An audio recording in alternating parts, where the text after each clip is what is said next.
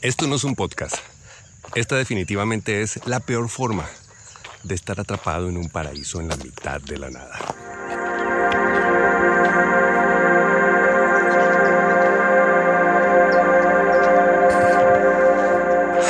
Bueno, hoy les traigo un sueño muy especial. Es de esos sueños que he querido hacer.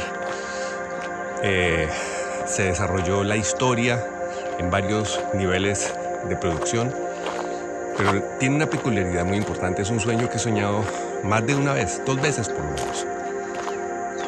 La historia original trataba sobre una mujer que despierta encadenada en un sótano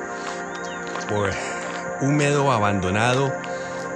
El sótano estaba inspirado tal vez en un pedazo de casa, de una casa en la que yo me mudé hace muchísimos años, pero no era en Bogotá, era aquí, en esta zona. Me encuentro en este momento en Tocaima. La historia ocurría originalmente en Girardot o en algún pueblo como estos, y básicamente por eso se me vino a la memoria esta historia justo ahora que me encuentro aquí en Tocaima, conociéndola por primera vez, justo en fiestas de San Pedro. Pero no les voy a contar esa primera historia. Les voy a contar la evolución que tuvo gracias a un sueño muy vivido y a una serie de sueños que tuve después. La historia empieza más o menos así. Nuestro personaje, que es una mujer de unos 35, máximo 40 años, ella despierta después de un proceso de drogas. A ella la han drogado. Está con una sudadera vieja. Se encuentra en un lugar que no puede determinar. Ella abre los ojos y tiene pequeños flachazos de ese proceso de su secuestro. Cómo la meten en una cajuela del carro, cómo la golpean, cómo la mueven, cómo la llevan después en un burro.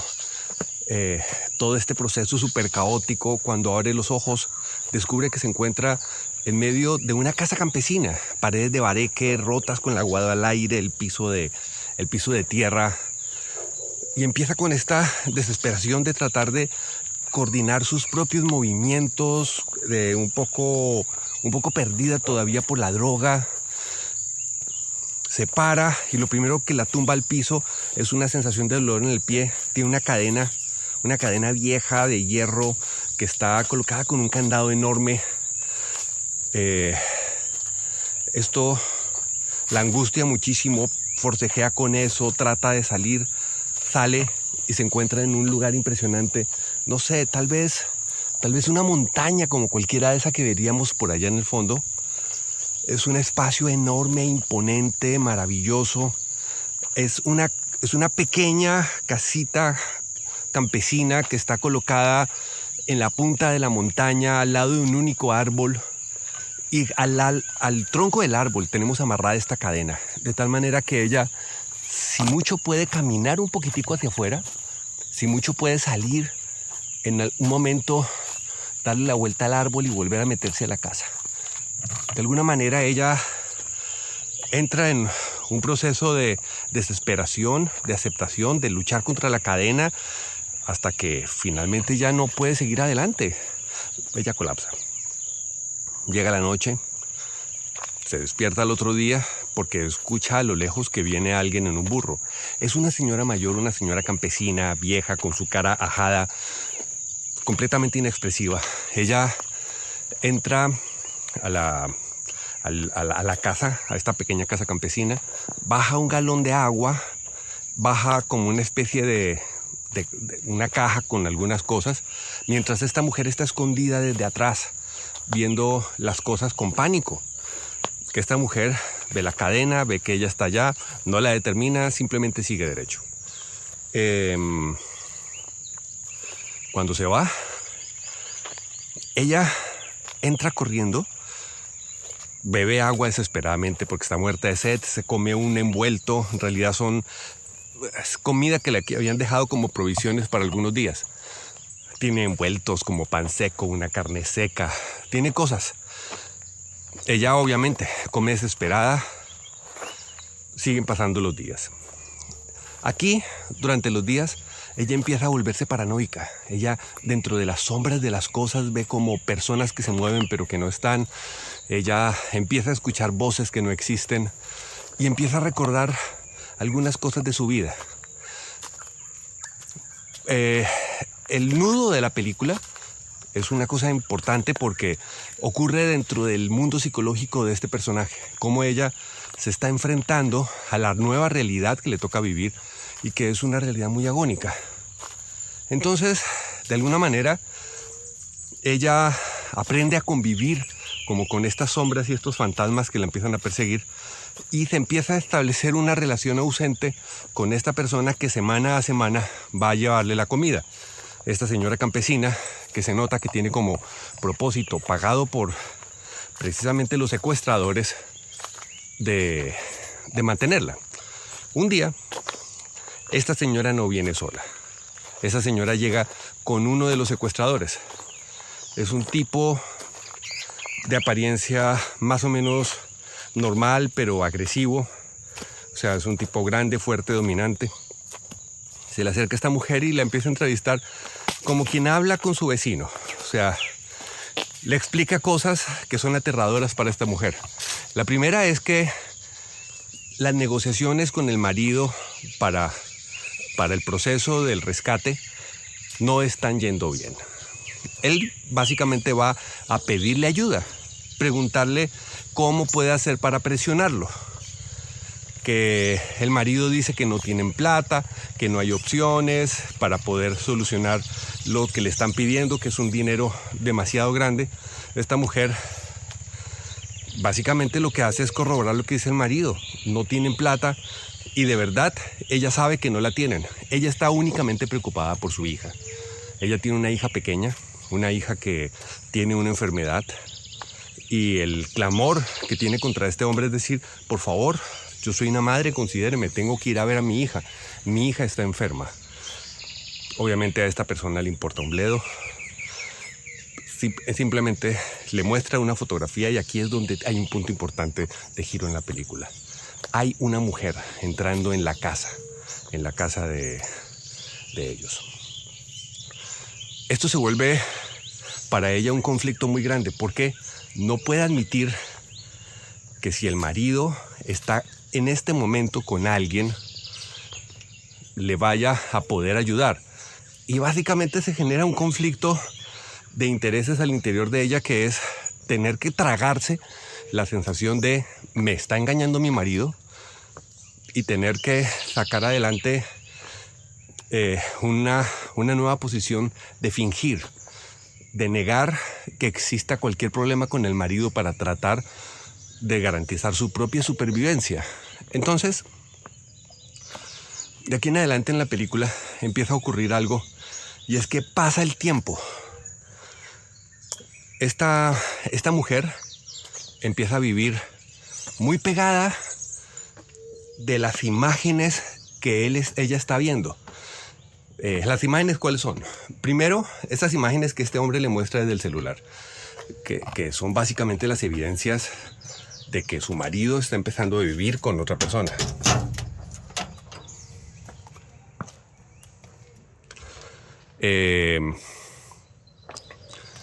Luego, cada vez que el tipo va, le saca una fotografía con un periódico, que esto es obviamente muy normal de todos los procesos de secuestro, tener una prueba de supervivencia con la fotografía del periódico del día. Pero estos periódicos le quedan a ella. Y gracias a leer, releer y volver a leer de una forma constante todos los artículos, ella se va haciendo una idea de lo que va pasando en el mundo. Obviamente, esto permite hacer cierto sesgo político que es interesante para la película y que toca el tema de fondo, que es el secuestro. Obviamente, las negociaciones de paz, el tema político con los diferentes grupos, las posiciones que toma el gobierno, y esto ella viviéndola desde un proceso de realidad que es bastante duro. ¿Qué es lo que termina sucediendo con el tiempo? Se da un proceso en el cual este tipo le cae cada vez con más evidencias de que el esposo está viviendo con otra persona y ella se imagina primero quién puede ser la persona que ella concluye que es como una affair que ella suponía que el marido tenía, pero no lo había podido demostrar, de una mujer en el trabajo de él. Pero para poder solucionar el asunto se inventa una historia paralela.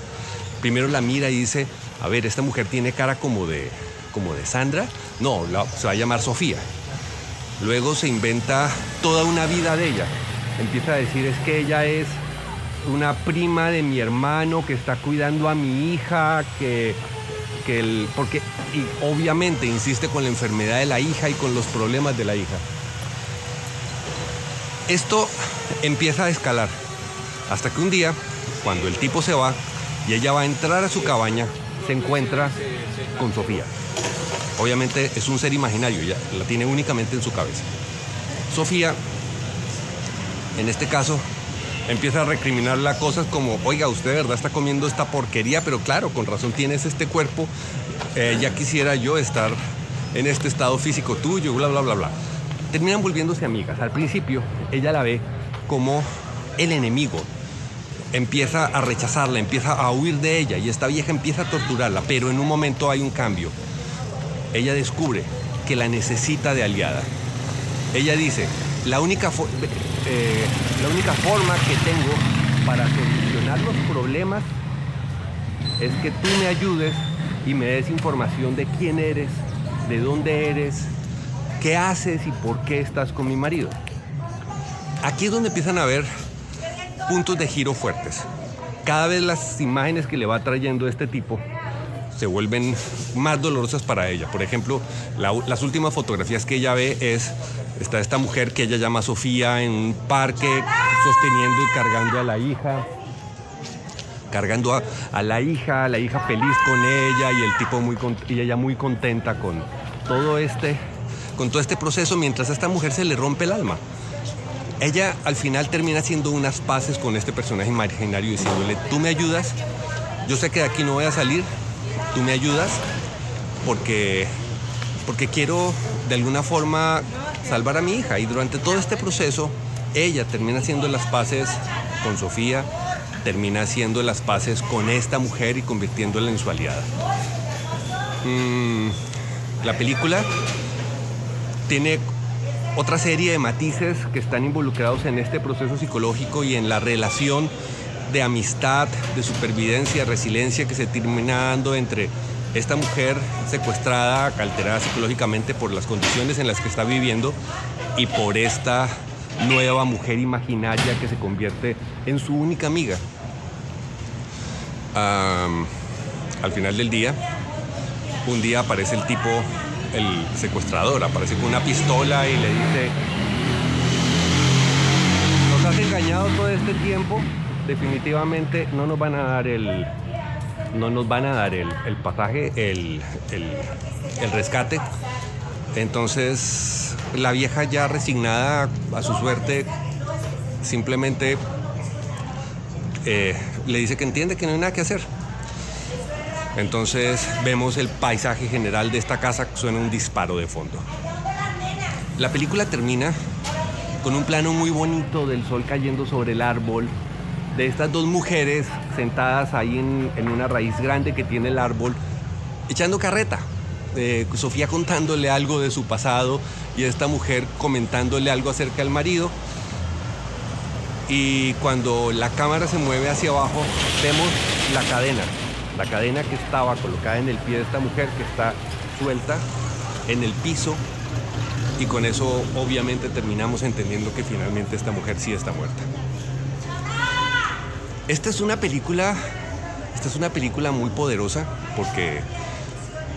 porque tiene todo ese trasfondo del mundo psicológico y de un marco alterado de conciencia de alguien que está viviendo una situación extrema.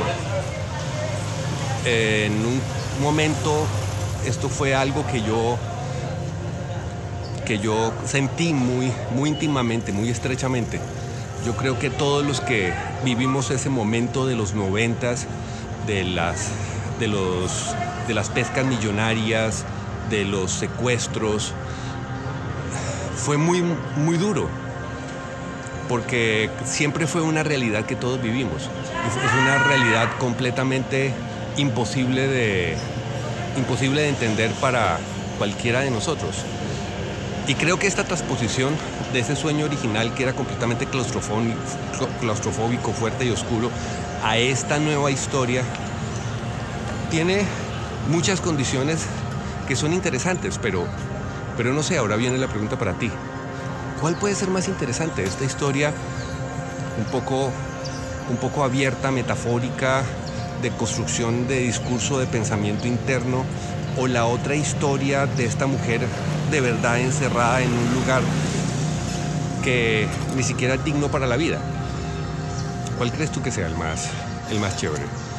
Y bueno, por el otro lado, tengo que contarte que estar aquí en Tocaima me trajo muchos recuerdos de mi infancia, porque Tocaima tiene esa misma esencia, la misma atmósfera que tenía Girardot por allá en los años 90, en los años 80, perdón, que fue el lugar en donde yo crecí parte de mi infancia. Yo viví en Girardot. Entonces ahora encontrarme aquí en este espacio maravilloso es algo que me está reconectando con esencias y con cosas que me hacen sentir otra vez esta película y conectarla contigo. Ustedes no se imaginan la locura que era esto anoche. Hoy es un lunes festivo, justo después de San Pedro. Como pueden ver, esta plaza está medio demolida, pero esto anoche era un hervidero de gente realmente impresionante, y la energía que se vive en estos espacios creo que es algo que todos tenemos que vivir alguna vez en la vida.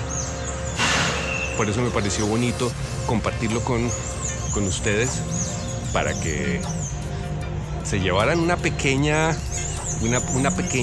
instantánea de lo que se está viviendo justo aquí en este espacio hoy. Ayer traté de hacer este mismo ejercicio, pero les cuento que fue imposible. El nivel de sonido, de cantidad de parlantes que había en cada esquina era algo completamente imposible. Entonces, pues nada, esto no es un podcast, esto es un sueño soñado varias veces y que espero poder construir y vivir prontamente. Hasta luego.